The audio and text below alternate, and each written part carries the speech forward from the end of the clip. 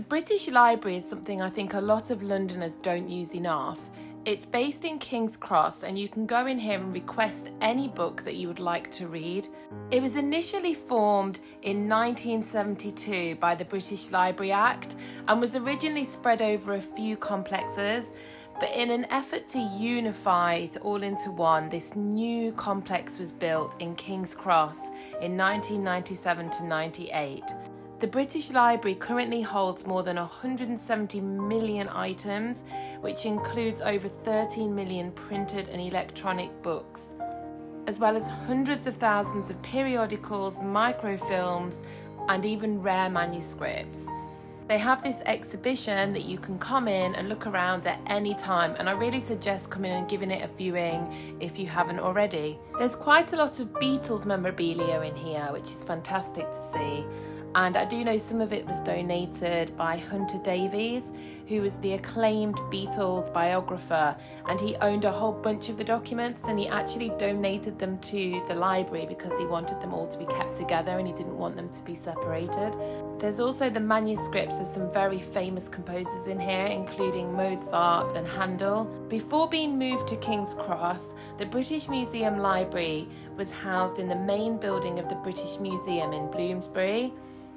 It was in 1757 that George II presented the library with what is known as the Old Royal Library, books collected by the Kings of England from Edward IV to George II.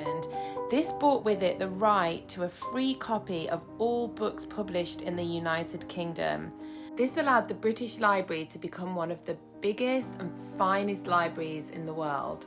When we visited, they had a big section on animal rights throughout the ages, and I was actually really surprised by how far back people were very aware of animal cruelty.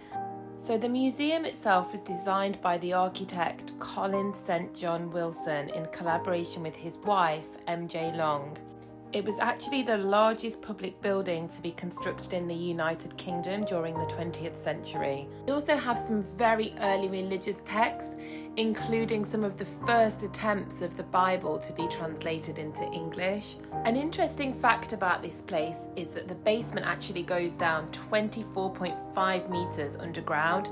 That's the equivalent of an 8-storey building, and all the storage rooms are kept under strict controlled environmental conditions.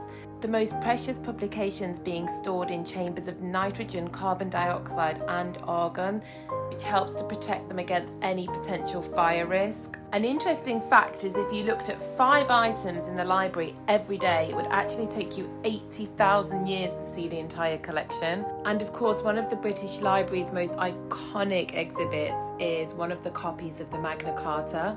As you walk into the British Library Plaza, you will see a huge bronze sculpture which is inspired by William Blake's study of Sir Isaac Newton. The sculpture is 12 feet high and was designed by Eduardo Paolozzi. It was designed to celebrate and meld both of these incredible minds of both Blake and Newton, one who represents science and the other representing poetry and art and imagination. He decided that this synthesis would be perfect for the British Library.